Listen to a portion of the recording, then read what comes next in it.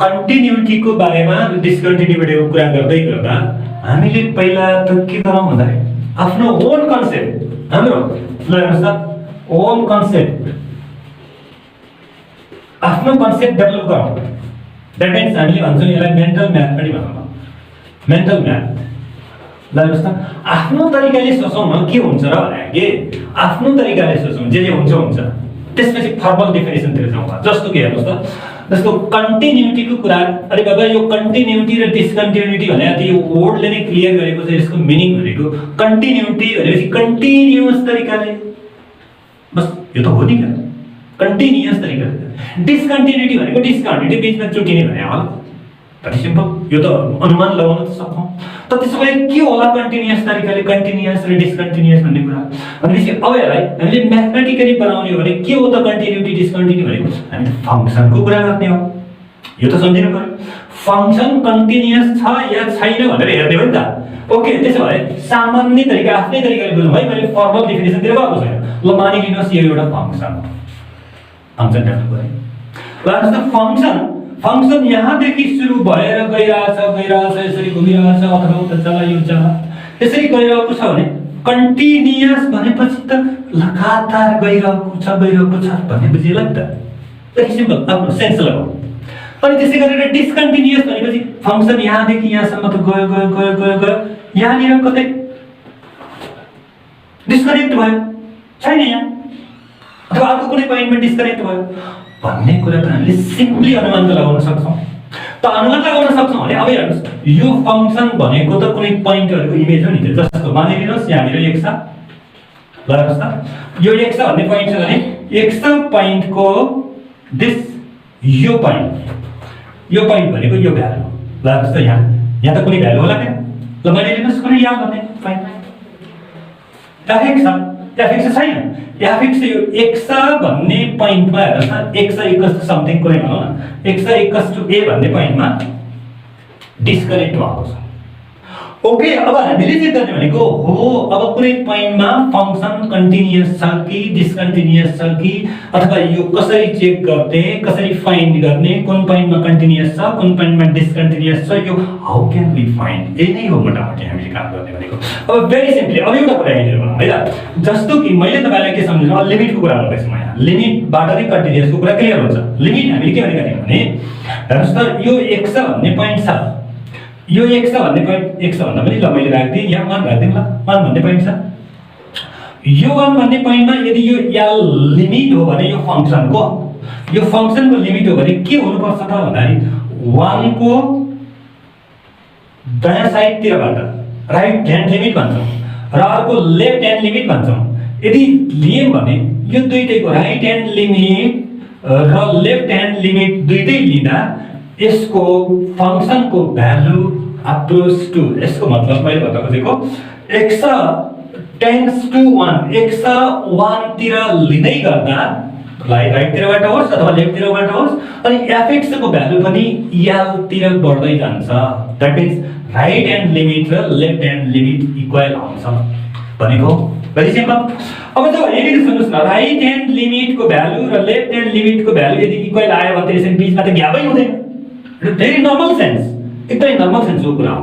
Right hand limit यो limit यसको limit र यो पोइन्टमा लिएको लिमिट यदि इक्वल आउने हो भने त यहाँ ग्यापै हुँदैन। ग्याप भएन भन्नुको मतलब के भयो कनेक्ट भयो। यदि त्यहाँ ग्याप भयो भने डिस्कनेक्ट भयो। त्यसैले एउटा नर्मल सेन्समा हामीले के लगाउन सक्छौँ भने अरे बाबा कन्टिन्युअस र डिस्कन्टिन्युअस हुनको लागि त एकदम बिल्कुल कुनै पनि पोइन्टमा त्यसको लेफ्ट ह्यान्ड लिमिट र राइट ह्यान्ड लिमिट इक्वल हुनुपर्ने देखियो नभए त त्यहाँ ग्याप हुन्छ। Left hand limit right hand limit equal भएन भने त त्यहाँ ग्याप हुन्छ। भेरी सिम्पल ग्याप हुन्छ नै। त त्यसो भए ग्याप हुन्छ भनेपछि ग्याप हुन्छ र अर्को कुरा अब त्यो फङ्सनको भ्यालु पनि fx भने त्यो fx को यो fx फङ्सनल भ्यालु पनि त्यो इक्वल भयो भने हैन या 1 इक्वल भयो भने कन्टिन्युअस हुन्छ। यो हाम्रो जनरल सेन्स हो यस्तो हुन्छ भन्ने कुरा। म तपाईलाई यो कसरी देखाउँछु भने हेर्नुस् त सानो एउटा एक्जाम्पल गर्नु त्यसपछि मात्र हामी फर्मल डेफिनेसनको कुरा गरौँ। मानिलिनुहोस् मैले एउटा फङ्सन डिटरमाइन गरेँ हेर्नुस् त fx इक्वल्स टु 2 if हाम्रो x is less or equal than 1 हेर्नुस् है ल अर्को 3 इफ x ग्रेटर देन 1 एकदम सिम्पल कुरा है यहाँबाट तपाईहरुको क्लियर कन्सेप्ट हुँदैछ ल हेर्नुस् न ल यसको एउटा ग्राफ ड्रा गरौँ ल हेर्नुस् यहाँ this 1 2 3 here this 1 2 3 ठीक छ ओके ल अब यहाँ हामी एउटा कुनै एउटा ग्राफलाई बनाउँदैछौँ हेर्नुस् यहाँ fx भनेको फंक्सन हो फंक्सन कहीं छ यहाँ फंक्सन छ हेर्नुस् त यस्तो भयो fx इक्वल्स टु 2 हुन्छ रे fx भनेको 2 हुन्छ रे fx भनेको 2 ए भने fx भनेको भाइ fx भनेको 2 हुन्छ के भयो भने if x is less than 1 x को भ्यालु लेस देन 1 1 भन्दा सानो भयो भने 1 भन्दा सानो भनेको मतलब 1 यहाँ छ 1 भन्दा सानो भनेको यतातिर हो यतातिरको मिनिङ के हो भने लेफ्ट ह्यान्ड लिमिट हो लेफ्ट ह्यान्ड लिमिट यो 1 भन्ने x इक्वल्स टु 1 भन्ने पोइन्टमा लिँदा त्यसको लेफ्ट ह्यान्ड लिमिट भनेको लेस देन 1 भयो यदि x लेस देन 1 यो त हाम्रो यदि हो यतातिरको पार्ट यहाँ लग्यो भने यसको हेर्नुस् त यसको fx कति हुन्छ 2 हुन्छ ल हेर्नुस् है यो 2 हुन्छ यहाँसम्म अब नेक्स्ट हेर्नुस् है दिस अब यदि fx को भ्यालु 3 हुन्छ फंक्सनल भ्यालु 3 हुन्छ इफ के भयो भने x इज ग्रेटर देन 1 भयो x इज ग्रेटर देन 1 भनेको दिस 1 यो 1 भन्दा ग्रेटर भनेपछि यतातिरको राइट साइड भनेको राइट ह्यान्ड लिमिट त्यसैले this means x is greater than 1 यहाँनिर कुनै पोइन्ट हो x को अपोज टु 1 1 को नजिक भएको तर ग्रेटर है त्यही भनेको ओके अब यसको फंक्सनल भ्यालु कति छ त भन्दा के यसको भ्यालु कति छ त भनेको 3 भनेपछि हेर्नुस् त यसको 3 कति छ 3 ल हेर्नुस् न यहाँ 3 छ अब मानिलिनु हाम्रो फंक्सन कसरी कहाँबाट गइरहेछ भन्दाखेरि 3 2 एकचोटी 2 आएको छ एकचोटी 3 आएको छ यस्तै पोइन्ट थुप्रै छ यदि मैले अरु मानिलिए यहाँनिर यसरी गएको छ फंक्सन यहाँनिर यसरी गएको छ ल मानिलिए र फंक्सन यस्तो छ है अरु थुप्रै पोइन्टहरु छन् यहाँ अरु थुप्रै पोइन्टबाट पासेस भएको छ तर मेनली हामीले यो x यो कन्डिसनमा x इज लेस देन 1 र x इज ग्रेटर देन 1 भन्ने कन्डिसनबाट त्यो फंक्सन जाँदै गर्दा त्यसको फंक्सनल भ्यालु हेर्नुस् न fx equals to 2 fx equals to 2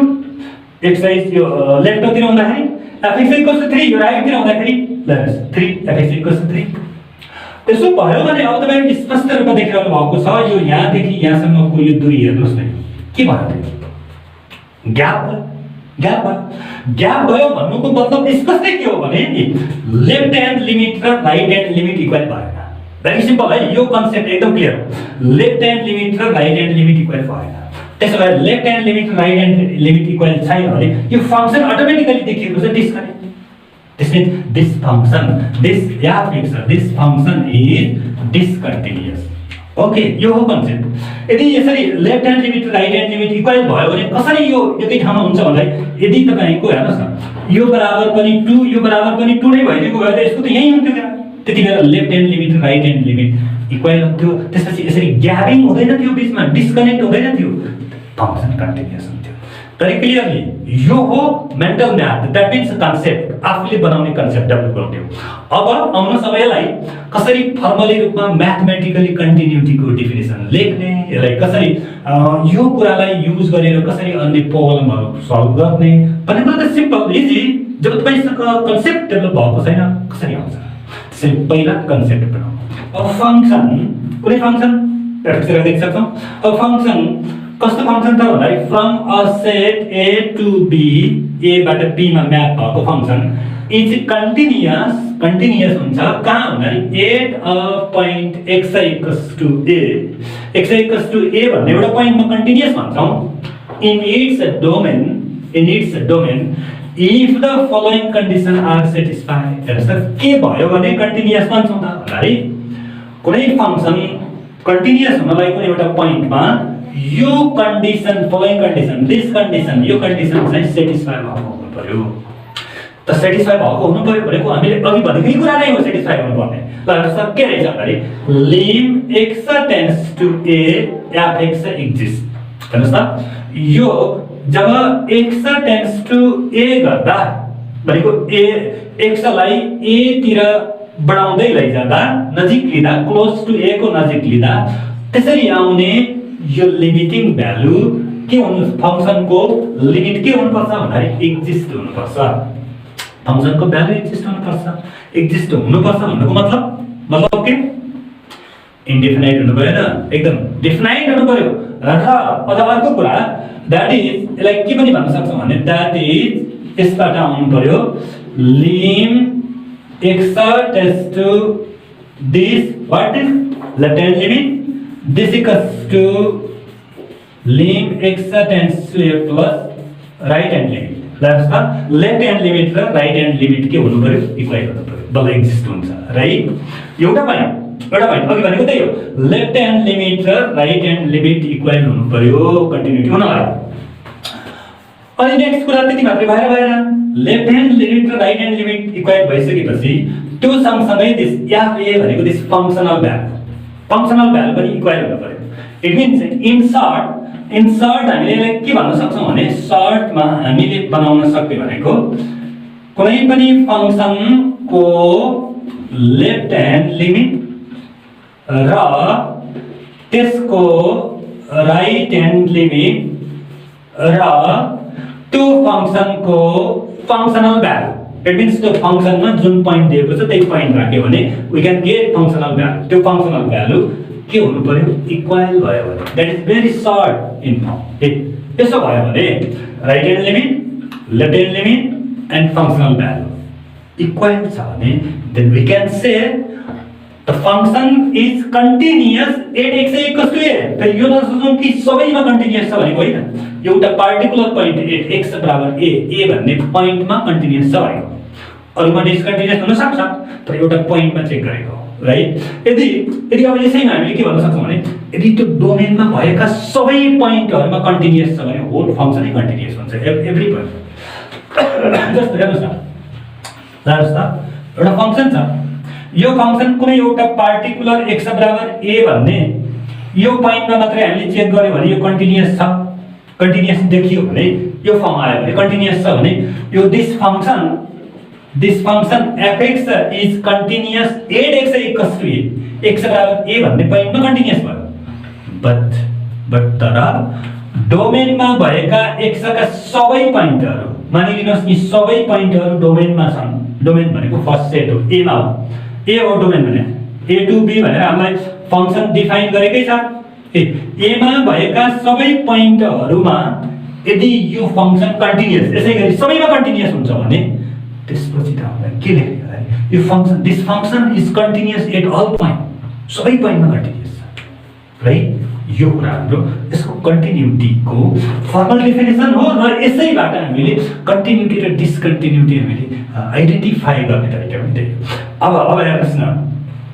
pass हुनको लागि सबै सब्जेक्टमा पास हुनुपर्छ तर फेल हुनको लागि 5 6 7 वटा सब्जेक्ट मध्ये एउटामा फेल भयो भने फेल भइजान्छ भेरी सिम्पल हेर्नुस् न जस्तै कन्टिन्युटी हुनलाई कुनै फंक्सन कन्टिन्युटी हुनलाई यो सबै प्रक्रिया यो दिस यो तीनवटै इक्वल हुनु पर्यो बट अब discontinuity how can we identify the discontinuity of the function कसरी आइडेन्टिफाई गर्ने